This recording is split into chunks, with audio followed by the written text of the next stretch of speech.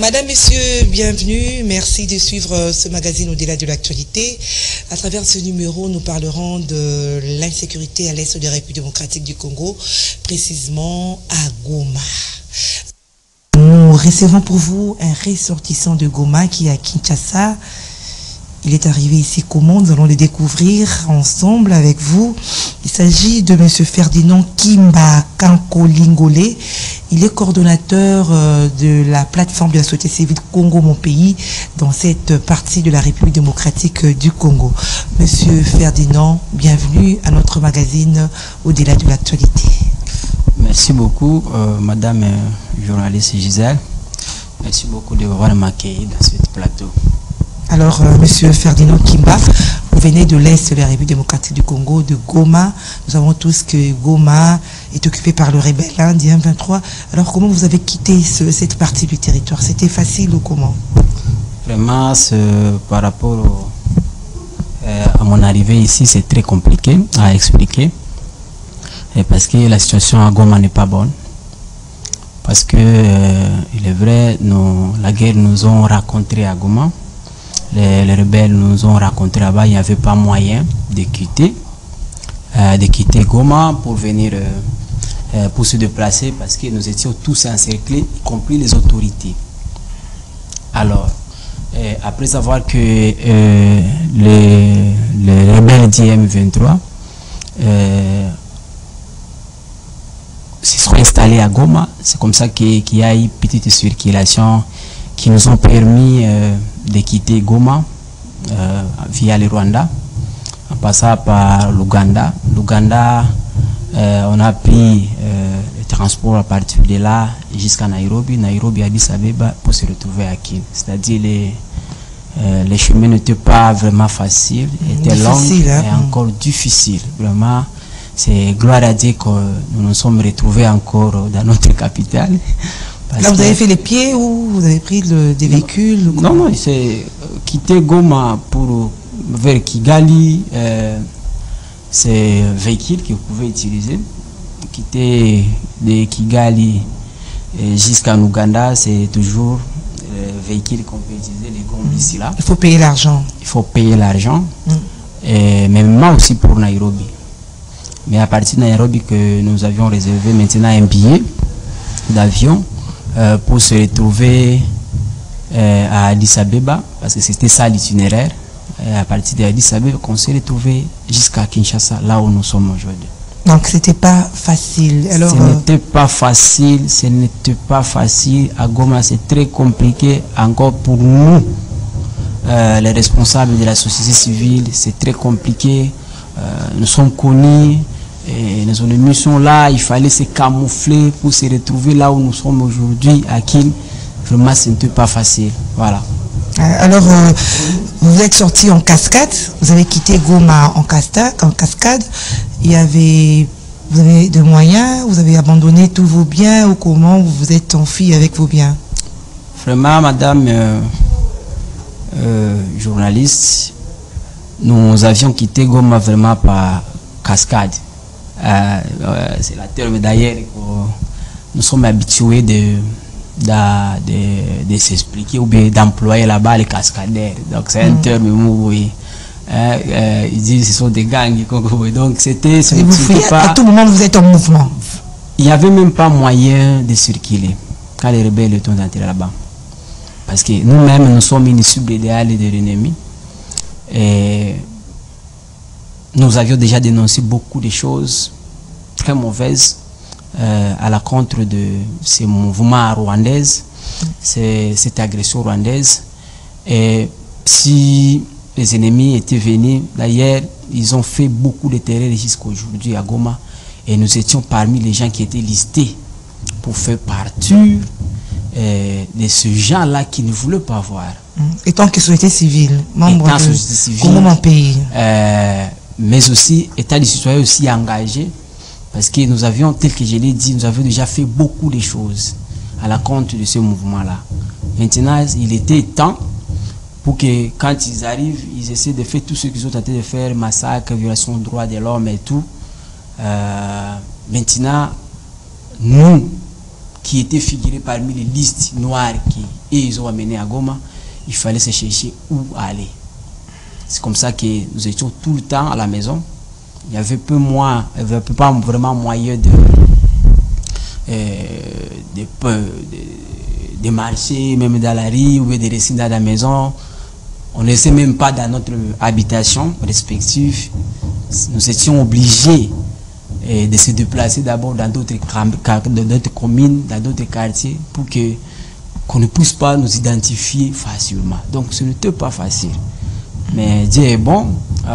Nous, avec la famille, nous avions parvenu à quitter Goma pour se retrouver là où... Ah, c'est toute une famille, toute votre famille? Ouais, ma famille ne sont plus là parce que ça serait aussi une manière, une fois qu'on mette la main sur ma famille, ça sera très facile qu'on puisse me voir en fait. J'ai mes enfants, j'ai ma femme, c'est-à-dire ce n'était pas vraiment facile. Nous nous sommes promenés pour que nous puissions nous faufiler pour se retrouver là où nous sommes aujourd'hui. Alors, ça fait combien de temps vous êtes né à Goma, au Nord Kivu, vous êtes venu là-bas? Ça fait combien de temps? Vous êtes né, grandi là-bas? Non. C'est né qui passait beaucoup de jours à Goma. Je suis né dans la province environnante, le Sud Kivu. Vous êtes du Sud Kivu? Ah oui, territoire de Chabunda, dans un groupement qu'on appelle Bachunga, dans un village qu'on appelle Mankoul, c'est là chez nous. Maintenant, à partir de 2009, qu'on a eu à déménager pour Goma à raison d'études jusqu'à aujourd'hui. Parce que toutes nos carrières, nos aventures professionnelles, on l'a fait à Goma, on a fait à Nord Kivu. Donc, c'est-à-dire nous maîtrisons beaucoup plus la contexte du Nord Kivu par rapport de là où nous sommes nés. Bien que c'est très proche, nous maîtrisons tous, mais quand même, je suis beaucoup plus actif avec tout ce qui se passe au Nord Kivu. Mais sinon, l'impression ou les informations que nous avons ici à Kinshasa, et que là-bas, il y a toujours des balles qui crépitent, vous êtes toujours en train de fuir, il y a la guerre permanente. Et c'est ça la réalité. Avant même l'arrivée des rebelles. Le quotidien de Goma, c'est comment? Ah, difficile à expliquer, hein? Mais en réalité, Goma, c'est l'une des meilleures villes de ce pays. Je dirais les gens sont civilisés d'abord. On accepte tout le monde facilement. Nous aimons beaucoup plus les gens qui peuvent nous amener des idées de développement avec tout ce que vous voyez à Goma. Mais le plus grand problème, ce sont les multiples rébellions ou bien la guerre qui nous ont affectés plus de 3 décennies. Il est vrai, il y a ceux qui en profitent de cette situation, qui ne veulent pas que cette situation cesse ou bien ça s'arrête. Maintenant, dans d'autres catégories de personnes, cette mentalité de la guerre ont resté comme une culture pour eux. Maintenant, il y a des bandits, le banditisme urbain qui se multiplie chaque jour. Ce qui fait à ce que, même pendant la journée, n'importe quelle heure, s'ils arrivent à vous cibler, on peut vous fusiller n'importe quelle heure. Donc, dans le sens en question, Goma, vraiment, nous sommes confrontés dans beaucoup de difficultés. C'est pourquoi nous avons toujours essayé, forcé à ce que les autorités fassent quelque chose sur Goma et surtout de renforcer la police et de les équiper afin qu'ils puissent faire leur travail tel qu'ils le font, afin de sécuriser la population. Voilà. C'est l'intérêt plus les minéraux, les richesses qui font à ce qu'il y ait plus d'insécurité dans ce coin du pays. Ah oui, hein? Oui, c'est l'une des raisons, mais le problème est avec Goma, ou bien au Nord Kivu, il est difficile. Vous pouvez voir un garçon, un jeune homme, qui a âgé peut-être de 25 à 30 ans, qui n'a jamais vu les minéraux. C'est très compliqué d'assister. Qui n'a jamais vu. Qui n'a jamais vu les minéraux. Il entend parler de ça comme il entend parler tel que les Quinoises aussi, les Quinois. Vous les écoutez qui allez s'il y a des minéraux, exactement il y a des minéraux. Mais le problème est que vous pouvez être très étonné parce que même à Goma il n'y a pas un comptoir.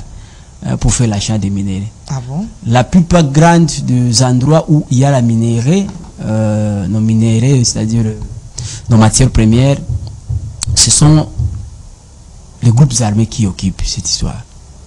Ce sont eux qui sont là. Difficilement, nous les citoyens ordinaires, pour que vous puissiez accéder à ces endroits-là, ou bien à ce carrière minier-là, ça nous a toujours été difficile. Et c'est pourquoi ce sont eux qui sont là. Une fois que vous puissiez... Je ne mets même pas cette courage de dire que je peux avoir le courage d'y aller parce que je connais les dangers qui sont là. Donc l'exploitation illicite des minéraux, des non-minéraux de notre pays. Donc c'est très compliqué.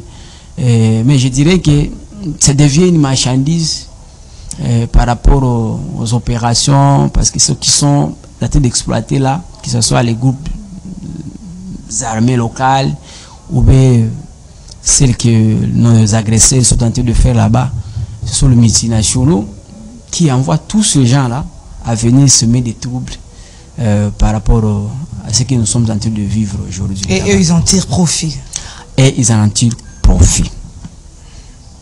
Et vous, la société civile, qu'est-ce que vous faites pour dénoncer ces genres de pratiques? Oui, la société civile, nous faisons presque chaque jour, c'est ça notre vie. D'ailleurs, je suis arrivé à un certain temps que moi personnellement, on ne faisait rien que de se concentrer. D'ailleurs, depuis que je suis arrivé à Kinshasa, je n'ai qu'à raconter les autorités afin de leur parler sur la situation de Goma. Par rapport à ce que moi j'ai vécu là, par rapport à ce qu'ils attendent, il y a propositions, nous faisons des pressions, nous dénonçons tout ce qui est à notre niveau par rapport à nos attributions comme acteurs de la société civile, Congo mon pays. Nous parlons, nous proposons des solutions par rapport à tout ça, mais ça revient maintenant aux prises de conscience des autorités. Il fallait que les autorités prennent conscience parce que nos autorités de notre pays, je l'ai dit, nous en avons beaucoup des inconscients qui ne savent même pas pourquoi est-ce qu'ils sont là. Maintenant, nous essayons toujours, c'est notre pays, de continuer à les proposer des pistes de solutions par rapport à ce que nous en avons comme regard, par rapport à nos observations. Voilà. Alors, à Goma, il y a les Wazalendo, hein?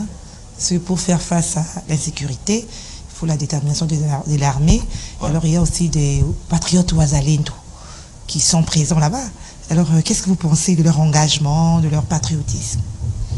Ouais, ce que je peux dire à tout le monde, aux Congolais et Congolaises qui peuvent nous écouter à pareil moment, que s'il y a là où il y a beaucoup de Wazalendo, nos compatriotes, les patriotes, c'est au niveau de Goma.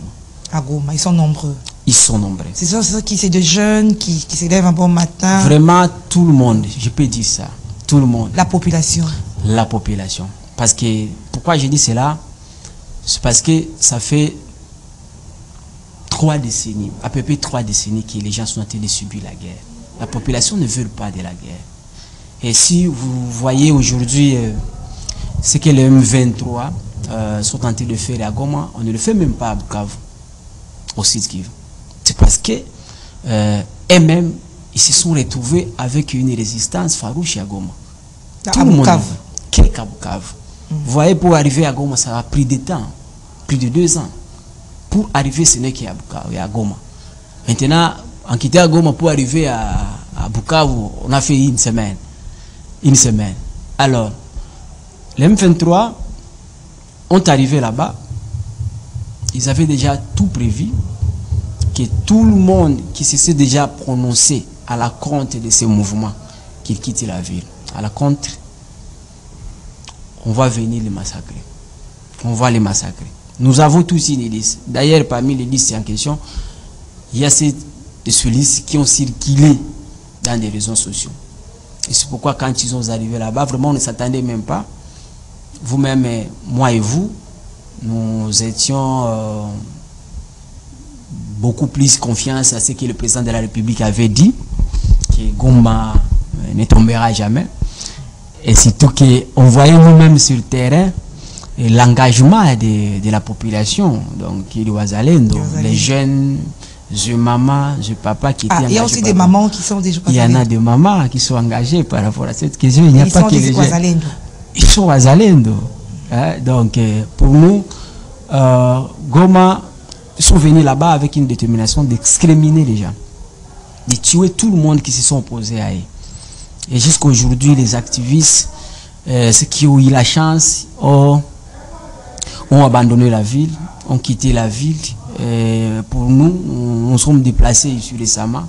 Hein, ce n'était pas facile. Et il y a ceux qui passent, il y a des mois aujourd'hui et demi, qui passent toute la journée. Il y a des mois que tout le monde, donc il y a certains activistes qui n'arrivent pas à sortir dans leur maison. Ils sont dans des maisons, on ne sait pas où aller, il n'y a pas moyen de circuler parce qu'une fois vous voyez, hein, qu'on vous voit, immédiatement on peut vous tuer immédiatement. Vous avez vu même les cas de certains musiciens engagés, Idengo, au niveau de Goma, lui circuler seulement. Comme il était figuré sur la liste en question, ils ont dénommé la liste noire, immédiatement, on l'a tué immédiatement.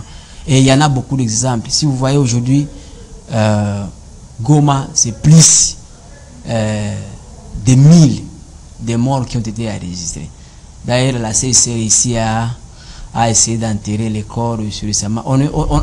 On manquait même où mettre les corps humains.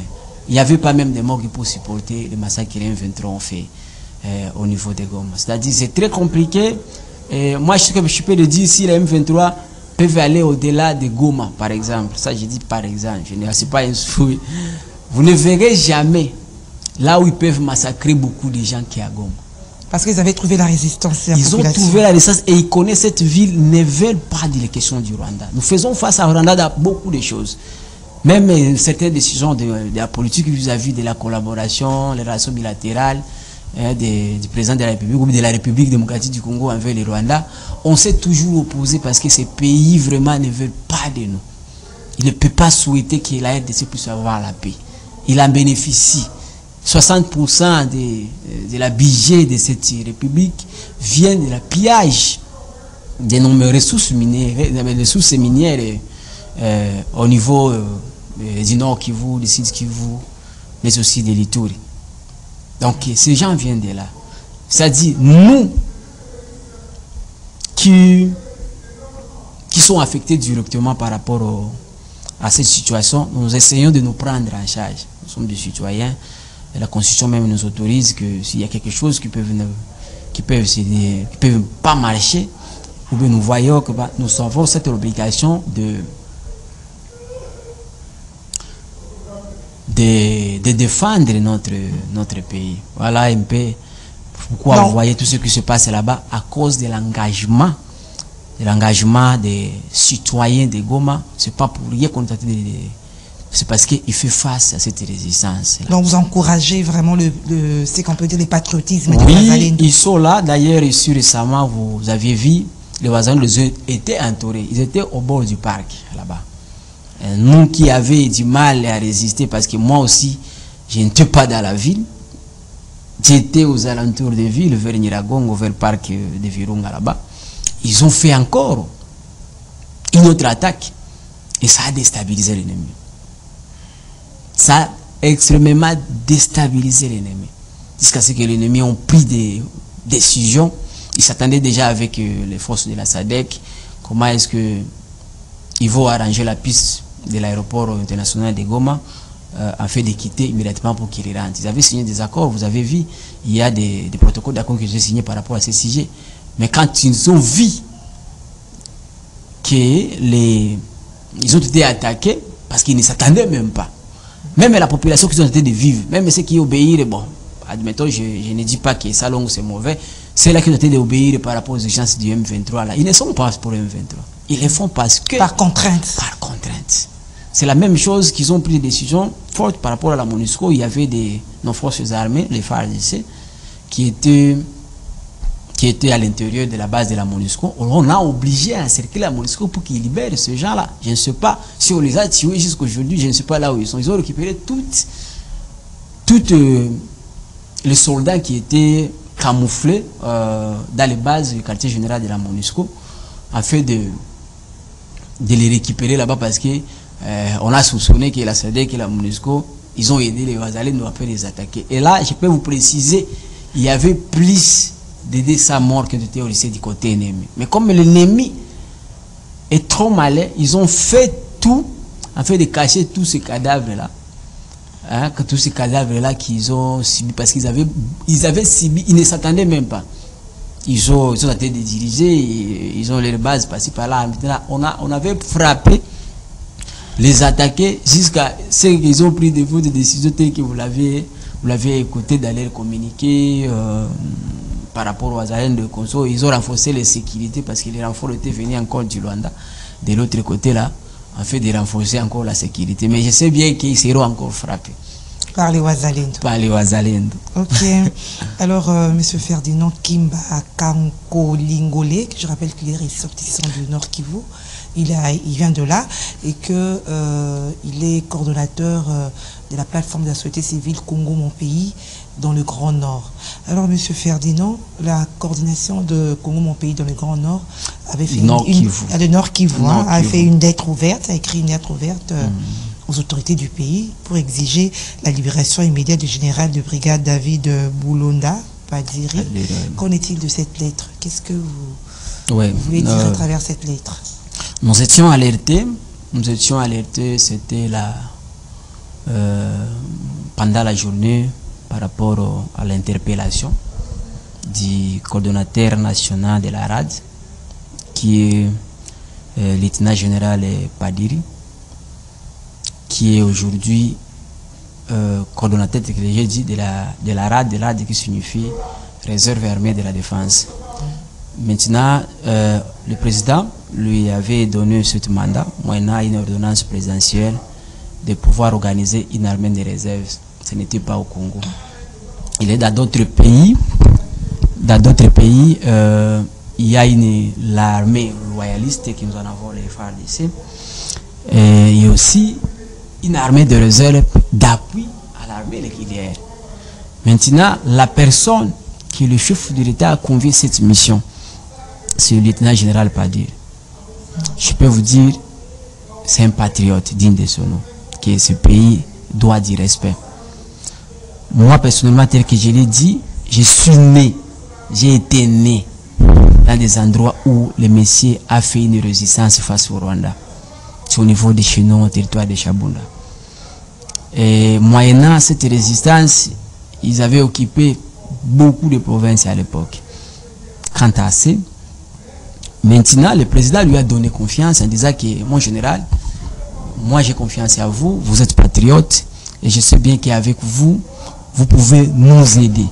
Aujourd'hui, avec la contribution que nos compatriotes, les Wazalènes sont en train de faire, vous pouvez les former, parler de la patriotisme, l'amour du pays. Et vous avez aussi le mandat de recruter d'autres jeunes réservistes qui ont besoin de servir le pays. Pour ceux-là qui peuvent souhaiter d'intégrer les forces armées, ça va, mais vous-même vous connaissez qu'au niveau de la RAD, c'est la paramilitaire. Donc, si je peux m'expliquer ça, c'est-à-dire à moitié civil, donc vous êtes 50% civil, 50% militaire. Maintenant, quand on a maintenant été alerté par rapport à cette question, à l'interpellation au niveau de la BIMEAP, on se demandait beaucoup de questions. Nous sommes en train d'écouter les bravoures chaque jour de nos compatriotes Wazalènes qui se battent à côté de FARDC. Et ils sont tout engagés, avec toutes les difficultés qu'ils ont, mais au nom de la patrie. Ils sont en train de se battre du jour au jour. Ils ont attaqué Goma. Ils ont résidé pendant tout ce temps avant que les M23 arrivent à Goma. Ils ont résisté pendant des années. Nous avions vécu et nous avions vu, nous sommes tous témoins des comportements, je l'ai dit, de nos forces armées. Mais il y a des volontaires qui sont là, qui se sont dit non, nous devons nous battre. S'il s'agit de mourir pour une bonne cause, pour notre pays, nous devons le faire. Mais maintenant, comment est-ce qu'on commence, pendant qu'ils sont d'écouter les avancées des Wazalendo, des réservistes, souhaiter de battre les records aux côtés de Uvira, nous les sentons nous-mêmes. Mais vous venez d'arrêter notre... C'est comme ça que nous nous sommes dit non, on ne peut pas se taire dans ces situations pareilles, nous devons s'adresser au président de la République pour qu'il puisse s'imprégner par rapport à la situation, afin qu'on puisse libérer immédiatement le lieutenant général Padiri Boulenda David. Voilà. Voilà, c'est ça le contenu de votre lettre ouverte. Oui, nous avions parlé beaucoup de choses là-bas, dans cette lettre qu'on a eu à adresser au président de la République. Entre-temps, on lui a montré est-ce que ça va perturber la morale de nos compatriotes qui sont affectés dans des champs de bataille. Ça va perturber les choses. Il est vrai, nous avions déjà recueilli pas mal d'éléments par rapport aux manipulations politiciennes qui ne voulaient pas la gloire de Wazalendo actuellement. Vous voyez, je vous parle, ce n'est qu'un exemple. Partout, on est en train de parler que nos forces armées sont infiltrées. Donc, ils ont des problèmes. Et ce problème, aujourd'hui, fait à ce que nous observons des reculs chaque jour. Et nous avions fait la reprise stratégique. Depuis que la guerre a commencé, les FARDC, sérieusement, ils ne se battent pas. Mais il y a des volontaires là qui ont d'abord cette souci de voir comment est-ce que la terre de leurs ancêtres sont en train de partir à leurs yeux. Et ils se disent, ah, nous allons mourir. Maintenant, quand on commence maintenant à décourager ce gens-là, quelle serait la suite?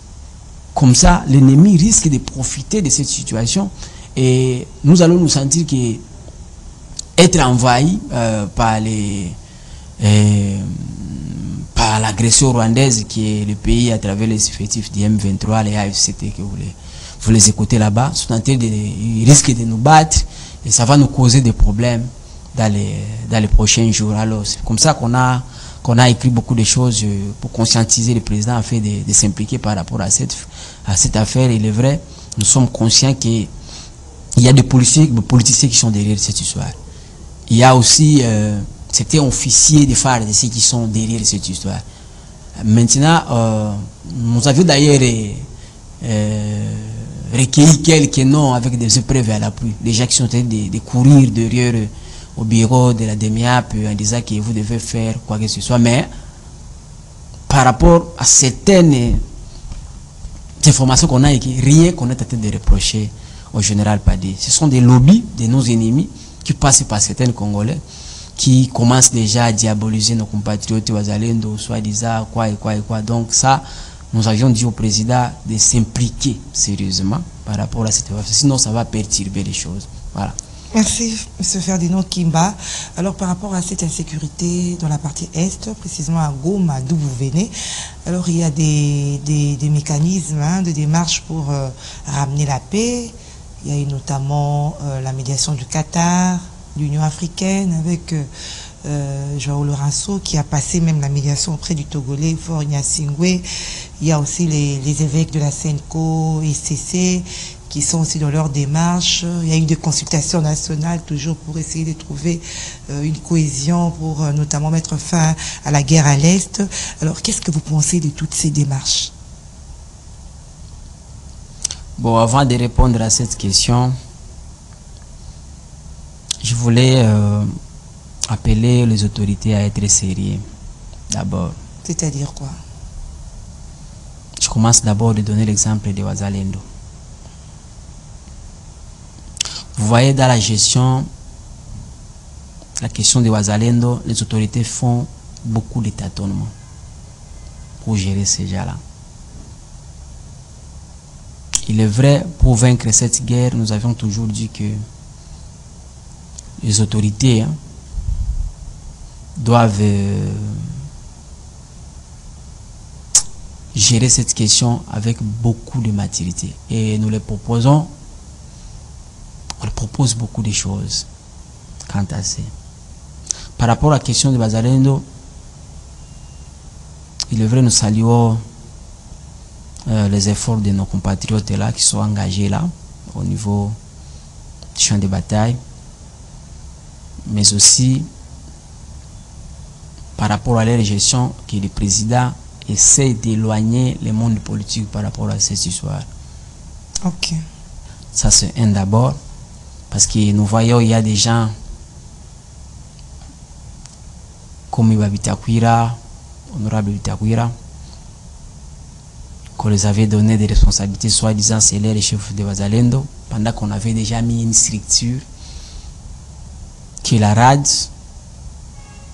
On a donné la charge, le président lui-même a donné la charge que le général Padir puisse encadrer les Wazalendo à travers, parce qu'ils sont les premiers volontaires à intégrer cette structure. Mais vous verrez encore, il y a des gens, surtout la politique, qui ont tenté de courir aux côtés du cercle du pouvoir pour influencer les choses, pour qu'on les donne cette responsabilité. On connaît les manœuvres politiciennes de notre pays. Pourquoi je dis cela? Il y a beaucoup de clientélisme là-dedans.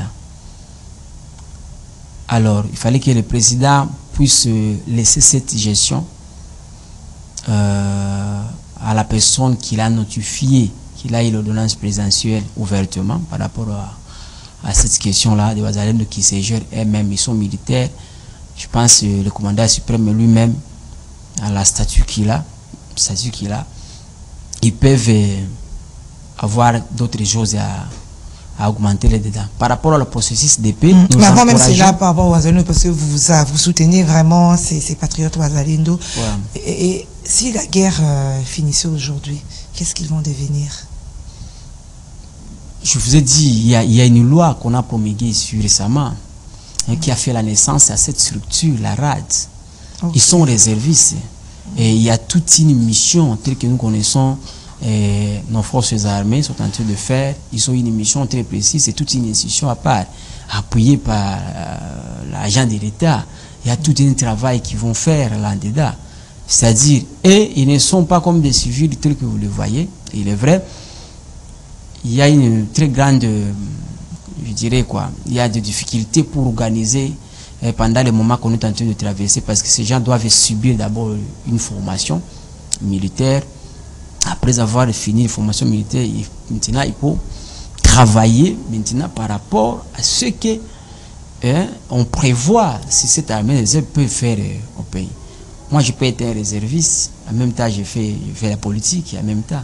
Vous voyez, si ce n'est qu'un volontaire, si le temps a besoin de moi, tel que les moments qu'on est en train de traverser aujourd'hui, moi je fais d'abord mon boulot. Mais si quelque chose, tel que la question rwandaise qui est en train de se passer actuellement au niveau de l'Est du pays, moi je dépose cette truc pour aller d'abord libérer nos Congolais. C'est ça a été réservé. Donc ils ont beaucoup de choses à faire. Okay. Ouais. Alors par rapport au mécanisme, aux démarches qu'on prend pour chercher de voies et moyens pour mettre fin à la guerre, j'ai cité toutes ces démarches. Qu'est-ce que vous en pensez? J'espère, par rapport à ça, nous avons besoin, si je peux répondre à un mot, de l'unité nationale. Jusque-là, on est divisé. On est divisé. Quand vous voyez le président qui avait ici, à son bureau, les évêques catholiques, mais aussi des LCC, qui ont proposé des choses par rapport à une solution à travers un dialogue d'union. Oui. Je ne sais pas qu'est-ce que le président avait dit, mais à la fin des comptes, quand catholique avait fait des tournées, le président a commencé à dire que lui n'a pas envoyé quelque chose, il n'a pas envoyé qui que ce soit pour aller sensibiliser les acteurs afin d'amener la paix. Donc lui, il s'est nié qu'il ne connaissait pas la processus des les évêques catholiques et des donc la SCC et les 5 ans. Lui-même, il a nié catégoriquement. J'ai observé, quand ces gens ont fini cette tournée-là, ils ont venu encore auprès de lui. Je ne sais pas pour lui restituer le travail qu'ils ont fait, ou bien donner cette proposition, ou bien donner les avis des uns et des autres par rapport à la question. Maintenant, il y a des confusions pour nous. On n'arrive pas à savoir qui est-ce qui est les jeux qui sont en train de jouer. De l'autre côté, auprès de la CENCO, nous appuyons ce processus de la CENCO parce que ça va rassembler tout le monde. Alors, les processus, Union africaine, même Qatar, qu'est-ce que vous en pensez? Tout ça, tous ces mécanismes-là qui sont en train de faire, bon, nous encourageons, mais beaucoup plus nous voulons que le gouvernement soit clair par rapport à toutes ces situations-là, par rapport à ce qu'ils sont en train de faire. Il fallait qu'ils puissent avoir une idée claire par rapport à ce qu'ils cherchent exactement. Parce que c'est comme si on n'arrive pas à... On ne comprend pas ce qu'on est en train de faire exactement. Le gouvernement a fait des histoires, ils ont consulté. Je sais bien que ce gouvernement d'union nationale, nous étions aussi consultés par rapport à cette question. On a donné aussi point de vue par rapport à la situation. Si vous le voyez bien, la contenu de ça, c'est pour essayer d'apaiser ceux-là aussi qui sont enflammés. Parce qu'il y a beaucoup de règlements. Parce que Tshisekedi est filé par ses compatriotes, on le dit, on le taquine du tribalisme. Moi, je ne suis pas entré dans ce débat-là. C'est comme ça que les Nangas se sont rebellés pour aller à l'est du pays, de Kusiyacha, machin, histoire. Les Katumbi qui se disent, ils ont été frustrés, ils ont été avec lui. Le gouvernement s'est mal condamné, mais Tshisekedi les avait dribblés. Il y a trop d'histoires qui se passent. Maintenant, nous appelons le gouvernement, dans le sens en question, de connaître immédiatement, ou bien de nous dire, ou bien d'emboîter un chemin qui pense, qui peuvent nous amener, parce que nous-mêmes nous le proposons d'être d'abord sérieux. Alors quel est ce schéma selon vous qui va vraiment ramener la paix à l'Est? Bon, en une phrase. En une phrase, ce que moi je peux le dire est que il fallait que le gouvernement travaille sur l'intérêt supérieur de notre pays. Parce que j'essaie d'expliquer un peu pourquoi. Parce que la plupart de nos dirigeants ou bien nos institutions ne travaillent pas pour l'intérêt de notre pays. Ce qui fait des frustrations pour certaines personnes. Ils se mécomportent comme pas possible. Il fallait que nos autorités soient d'abord sérieux et ils travaillent à l'intérêt de notre pays. Je pense que tout le monde peut se retrouver dans ce que nous disons toujours comme slogan. Nous avons de la richesse dans notre pays, nous avons quelque chose, Dieu nous a bénis, quoi et quoi, mais il fallait qu'ils travaillent sur l'intérêt supérieur de notre pays. Je pense quand ils travaillent sur l'intérêt supérieur de notre pays, tout le monde va se retrouver, tout le monde aura du boulot. Je vais amener mon idée, peut-être mon projet au sein des institutions de l'État ou bien de certains partenaires qui vont venir ici au Congo. Je vais me retrouver et il n'y aura pas vraiment de frustration. Et j'appelle encore les Congolais j'appelle les Congolais vraiment attirer leur attention par rapport aux compatriotes de l'Est. Ils sont en train de souffrir sérieusement. Il y a trop de violations de droits humains. Il y a aussi des violences sexuelles qu'on était d'arracher. Il y a des tueries. Alors, il fallait que nous puissions s'arranger derrière les chefs de l'État parce qu'il n'y a que lui qui a le pouvoir de nous conduire dans le mal ou dans le faux. Il a ce pouvoir. Maintenant, nous avons l'intérêt de le soutenir afin de voir comment est-ce que nous pouvons gagner la paix, gagner cette guerre. Merci, Monsieur Ferdinand Kimba Kangolingole. Je rappelle que vous êtes coordonnateur de la plateforme de la société civile Congo Mon Pays. Merci. Dans le Nord Kivu. Merci d'avoir répondu à notre invitation. Merci beaucoup aussi de pouvoir m'inviter dans cette plateau aujourd'hui de CCC TV. Merci à vous, fidèles téléspectateurs du magazine Au-delà de l'actualité. Nous nous retrouvons au prochain numéro. Au revoir.